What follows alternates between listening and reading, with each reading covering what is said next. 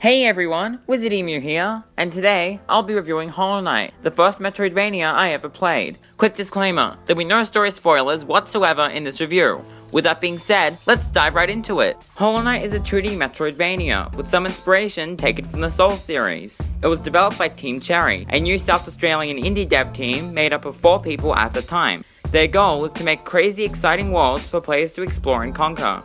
Hollow Knight was the first release, funded by a successful Kickstarter campaign and initially releasing on the 24th of February 2017 for PC, with Mac, Linux, Switch, PS4 and Xbox One releases coming later. I initially discovered Hollow Knight through a creator named Game Maker's Toolkit, particularly in his Boss Keys episode that covered the game. The game's Metroidvania design intrigued me, as I hadn't played a Metroidvania before at that point.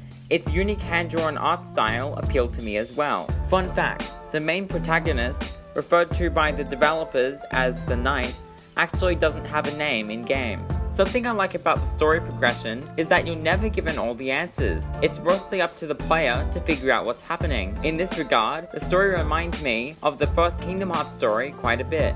Lore can be found everywhere, mainly in the form of NPC dialogue and messages inscribed on lore tablets. The lore is really well thought out, and a bunch of YouTubers have based their channels around speculating and theorizing it, most notably a creator by the name of Mossbag. One of the main NPCs you'll encounter is a warrior named Hornet, expertly wielding her needle and thread to deadly effect in her efforts to protect Hallownest. She has become a big fan favorite and will be the playable protagonist in the upcoming sequel, Hollow Knight Silksong. There is a great cast of characters who are filled with personality, and I always look forward to seeing who I'll meet next. The world of Hallownest is divided into multiple interconnected areas, each consisting of a number of rooms put together in a Metroidvania design. Each area has its fair share of enemies to fight, parkour sections to overcome, secrets to find, and lore to decipher. You'll usually have at least a few areas you can explore at any given time, but eventually you'll hit a blocked path that can only be surpassed with a corresponding ability. There is typically one new ability per area. These abilities allow the knight to overcome a new type of obstacle, such as the ability to wall jump or the ability to dash, among many others, allowing you to go back and get past walls you couldn't cross before, opening up huge new areas for you to explore. This type of interconnected design is typically found in a Metroidvania, and it never fails to make me just stop, shake my head, and say, wow, now that's clever. Progressively opening up new areas and discovering new ways to connect them all together is really satisfying. The hand-drawn art style this game goes with is really pretty, and each animation looks flashy and beautiful. Each area theme is executed really well, from the Royal Waterworks, which gives off Super Mario Bros. 3 sewer level vibes, to the beautiful and abandoned City of Tears, where it's always raining. The controls are very tight. Every move you make has a purpose, especially during combat, which I'll get into in a bit. The jump feels snappy and great to control. You can hold the button for a more prolonged higher jump, or you can tap it for a bit of a hop, which comes in handy for getting through more strict parkour segments, such as in a room with a low ceiling of spikes. Your other main platforming moves are the dash and the wall jump, both of which are unlocked later on by finding the respective ability somewhere out in the world. The dash move can be used to dash a short distance forward, either along the ground or in the air. Its platforming implements are amazing. Using the dash while in midair allows for more horizontal movement, jumping then dashing in midair to get across fairly big gaps. While dashing along the ground, you can pass over small gaps, allowing for some trickier platforming involving tighter spaces. The wall jump is similar to Mega Man X's, except it's much quicker, allowing you to kick off a wall the second you touch it. A lot of challenging parkour sections stem off this ability. Something I love about the platforming is the cohesion between all the moves. Once you have a dash and the wall jump, you can now chain together dashing onto walls with wall jumping, allowing for platforming that is fast-paced, challenging, and very fun to pull off. Combine that with the double jump ability, and you now have an extremely solid and cohesive moveset that rivals that of Crash Bandicoot 4. The combat is tight and strategic. The knight wields an old nail, a sword-like weapon that is commonly used in Hallownest. The old nail you start out with is the weakest in the game, but it can be upgraded later. You can swing your nail forwards or upwards to damage the enemy while knocking them and the player backwards a little with every thrust. This is the attack you'll be using the most. Then you have what I like to call the pogo attack, which you can pull off by holding down while pressing the attack button in mid-air, allowing you to swing your nail downwards to damage enemies and bounce off them at the same time. This attack is a little more situational, but when you pull it off correctly, it's pretty satisfying. Each attack feels quick and snappy, and you can feel the weight behind each swing. There's also a slight delay between each attack. That way, you can't just run into a battle hacking and slashing without a plan, otherwise you'll easily get hit. Instead, you're encouraged to study the attack patterns of each enemy, to figure out when to dodge their attacks and when to deal some damage of your own. Even some of the most basic enemies require you to do this to at least some extent. I love studying enemy attack patterns, as it adds a certain layer of strategy, planning, and practice, which is really fun to master. Part of the reason why the attacks feel so satisfying to do is the excellent sound design. The game's music and sound design is brilliantly composed by Christopher Larkin. The soundtracks fit their respective areas really well. The music is very calm and atmospheric, and provides a great ambience while exploring the large interconnected world, while the boss music is frantic and thrilling. When you hit an enemy with your nail, you gain soul. After filling up a third of your soul meter, it can be used to heal and cast attack spells. All spells cost a third of your soul meter in order to cast them. Healing is a big factor you need to weigh in at all times, as you can take a lot of damage while exploring uncharted ground. To heal, you hold down the focus button for a few seconds. If you take damage while focusing, the healing will be interrupted and you won't get any health back. So it's important to figure out when it's the best time to heal between enemy attacks. It can mean life or death during a fight.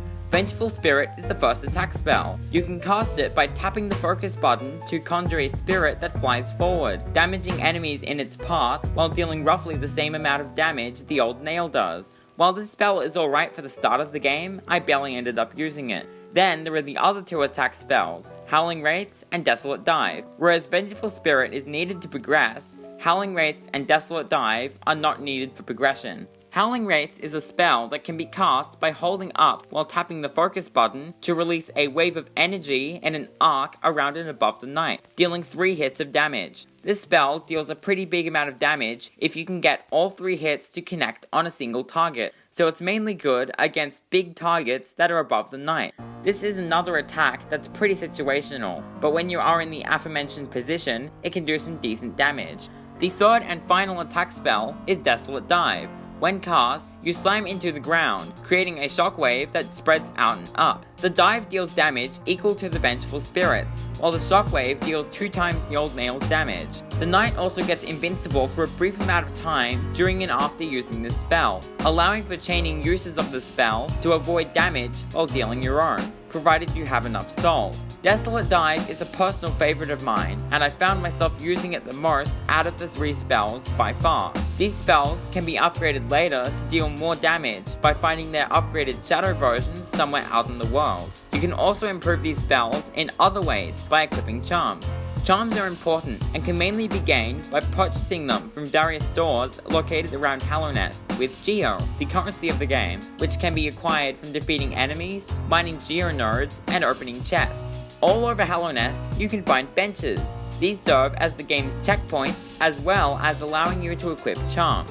Each charm improves an existing move. For example, increasing the length or damage of your nail, increasing the length of iframes, or the most important one, which allows you to see yourself as a moving marker on the map. Charms are incredibly helpful, and you should always make sure you have the right combination of charms equipped for the occasion, especially when coming up with strategies for boss battles.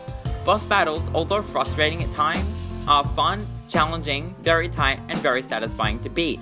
They bring the absolute best out of the combat. The game can get really hard if you miss some upgrades. Upgrading your nail is very important. I learned this the hard way after struggling through my first playthrough. This time around, I upgraded my nail much earlier, and I didn't have too much trouble fighting a lot of the same bosses or exploring new areas in general compared to my first playthrough. The deaths in this game are done in a way that feels fair, and it never feels like it's the game's fault. You feel like you just need to keep trying until you eventually get it. When you die, you lose all the geo you've collected, you become limited in how much soul you can have at once, and you leave behind your shade at your point of death, a remnant of your past body that you have to destroy in order to absorb it back into yourself, regaining all lost geo and restoring your broken soul meter in the process. However, if you die before you can get back to your shade, all the geo you had lost will be gone permanently, which really incentivizes you to go back to where you died safely, so you can get all your hard-earned geo back. This death system works similarly to another Souls-inspired game, Star Wars Jedi Fallen Order, and although I haven't played Dark Souls, I assume the idea behind these death systems is taken from Dark Souls. If you're looking to play this game to full completion, you're in for a treat. Including all the free DLC Team Cherry has put out over the years, the highest completion score you can achieve is 117%. You have a bunch of grubs to free, charms to collect, upgrades to get, achievements to earn, hidden side quests to complete, and 4 different endings to see, as well as the Pantheons in Godhome to beat, and a death-filled parkour gauntlet called the Path of Pain. The Path of Pain is accurately named. It took me quite a while to beat it, and it could be one of the hardest platforming challenges I've ever experienced. The Pantheons are a series of boss rushes, where you face a specific group of predefined bosses and have to beat them all in a row, with few breaks to rest at a bench in between, leading up to the ramped up final Pantheon, where you have to beat every single boss in the game, all in a row, with only a handful of benches to rest at over the course of the challenge. Although I haven't beaten all the Pantheons yet, from what I've played, they take a lot of time practicing and persevering to get through. Both the Pantheons and the Path of Pain are optional. I love how much content there is in this game. It's a lot, especially for an indie title, and I appreciate all the love and support that went into it. All in all, I don't really have any problems with the game, other than this. Remember how I said the level themes were executed really well? Well, one of those themes is executed too well. That being the dark, claustrophobic, creepy crawly-filled caverns of Deep Nest. If you know me, you might know that I'm arachnophobic, so this area bugs me a lot. You can hear a bunch of unsettling insect chirping and screeching noises alongside the eerie ambience of the area. And if you have arachnophobia, I suggest upgrading as much as you can before going in here, so you can come in and out as efficiently as possible. On a more positive note, my most favorite area is the City of Tears, a beautiful abandoned city where it's always pouring with rain. I love rain in real life, so this place is my cup of tea. The level design of this area is very dungeon-like, and I really enjoyed playing through it. On top of that, this area has beautiful piano music. I'm a big fan of piano, so this soundtrack is my favorite in the entire game. It's very soothing and relaxing, very nice to unwind to after a trek through Deep Nest. I still feel spiders crawling through my hair just thinking of that place. You made this game a little too good, Team Cherry. Would you guys mind making your dark, claustrophobic spider caves a little less immersive next time? That would be great, thanks!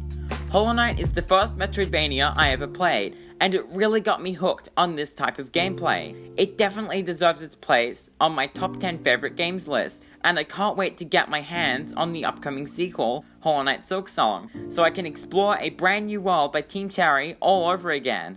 And that wraps up my review. But before I end the video, at the time of this recording, Hollow Knight is one of the free monthly PS Plus games of November. Go grab it while you can, and give it a try if you have PS Plus.